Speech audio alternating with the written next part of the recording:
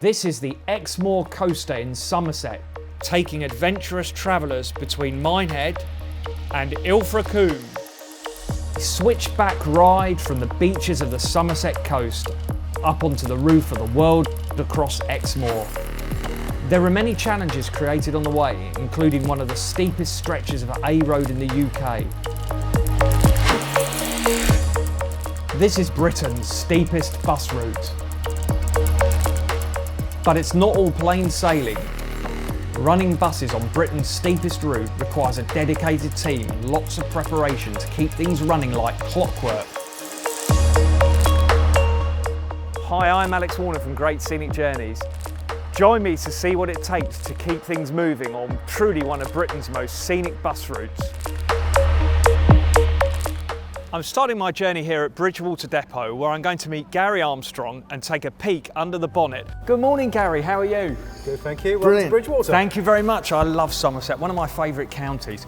So tell me, Gary, what are you responsible for then? So I'm the engineering manager for Somerset. Crikey. One of my many depots is Bridgewater, home of the Exmoor Coaster.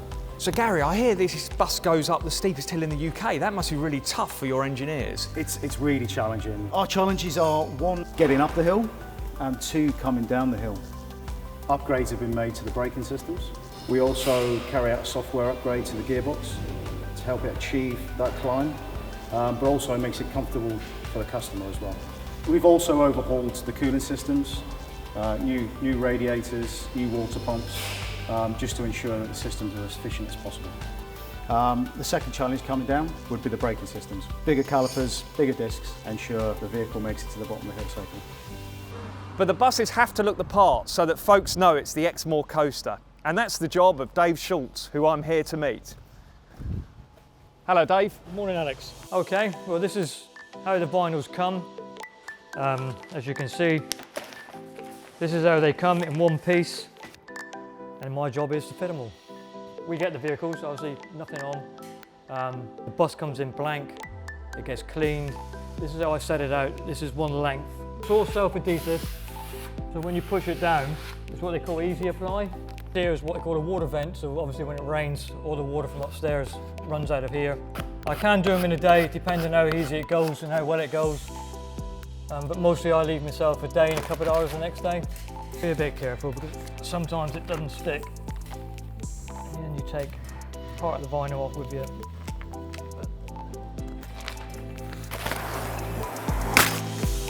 The final job on this bus is things like this, which is legal lettering, which is a requirement on every vehicle. Yeah, and we put fleet numbers on, which says coolant.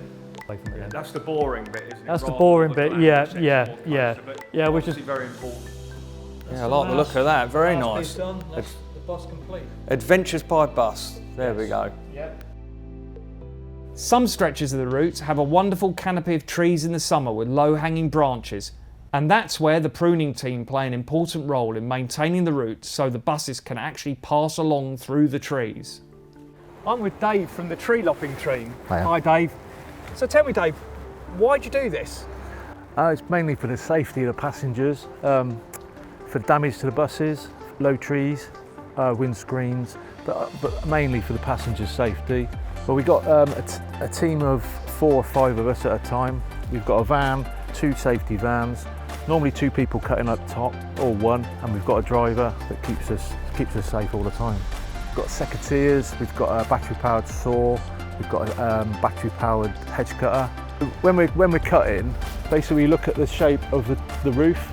So we're cutting with the shape of the roof for all the windows and the tops of the roofs of the buses. But also when we're cutting with open top, we're out that little bit further for the branches coming in and the sweep of the branch as well for the passengers sat there. So we're cutting sort of 2 foot, 3 foot outside of the bus really and around for the edge of the shape of the bus. From the village of Porlock, the A39 winds its way up one of the steepest stretches of A road in Britain. And this presents a series of challenges to the skilled drivers who make the ascent several times a day. All of our drivers, although they're experienced, all experienced drivers, they all have to go out with a driver who knows the route and they're all properly risk assessed, and they do proper route training, and they have to make sure they position the bus correctly on all the bends, and so it's all done safely. It's a 1 in 4, and to be honest, as a driver, it's very technical. You've got to know where you are and exactly what you're doing with the vehicle. To put one of these up that hill, round that hairpin bend, you've got to know what you're doing. Oh, this is steep, better hang on tight here. This is the steepest part at 25% incline. Get that pedal down. You really have to keep your wits about you, don't you? Coming up to the hairpin now. This is Yeah. Go real nice and wide. So we're going sharp left now. Ooh, didn't like that. Crikey. Oh, hold on. This really is an adventure by bus. To the right. Phew, the worst is over, presumably. Yeah, it gets a bit tight towards the top. Oh dear. We'll get It's there. actually 1,138 feet above sea level. You've got that pride factor all the time you're driving these anyway. Yeah, absolutely. But And how much of it is the gears rather than the brakes then? I would say 70–80% of it you're actually braking on the engine through the gears, Right. and the rest of it's through the brakes. So you're not actually putting that much heat through the brakes. Past the tractor, you can actually see down the hill, you can see you've got nothing really big coming up. You take it real nice and wide. You can see what's coming up. It's all downhill. Just Oh, nice and lovely view of gentle. the sea. And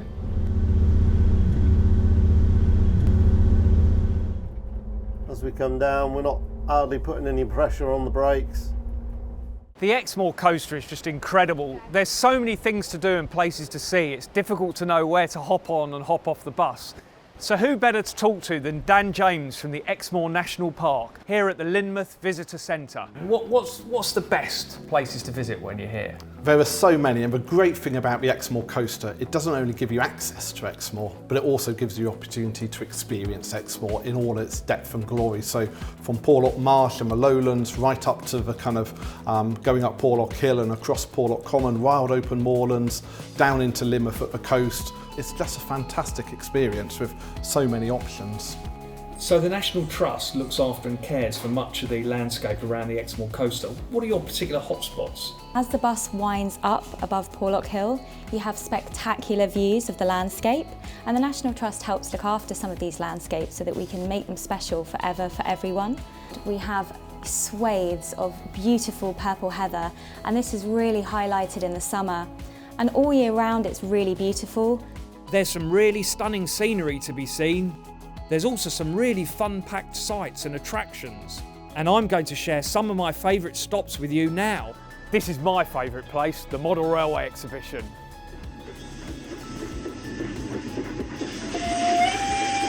It's well worth a stop off here.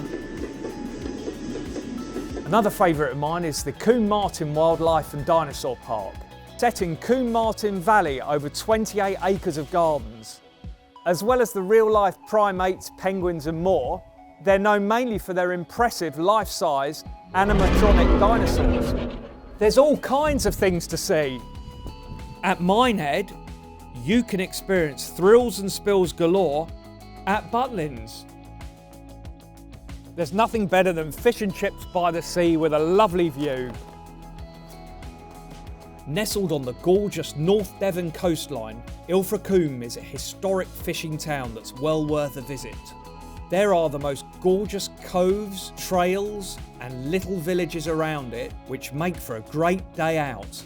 It's a great addition to your open-top bus experience. For a transport fan like me, this really is heaven, and I'm on the Cliff Railway, which was built in 1890.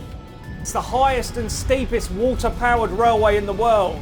It takes folk from Lynmouth right up the cliff to Linton. It really is worth stopping here and going on the Cliff Railway. The views are utterly breathtaking. Being a lifelong train spotter, this place is one of my favourites. It's the West Somerset Railway, and it starts right outside the Exmoor Coaster bus stop here in Minehead. Take a nostalgic ride through the countryside, soak up the heritage and enjoy this attraction as part of your Exmoor coaster experience.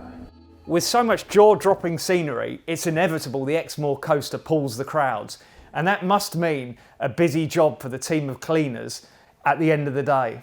So Warren, you clean these buses, what's the magic formula? Well, basically, you get a lot of dust on them with it being open top, with them being outside as well, and sometimes you get debris off the trees and all the rest of it. So, pretty much it's keeping the seats as clean as you can, and obviously make sure the floors are mopped as well regularly. Vehicle presentation plays a pivotal role in what we do.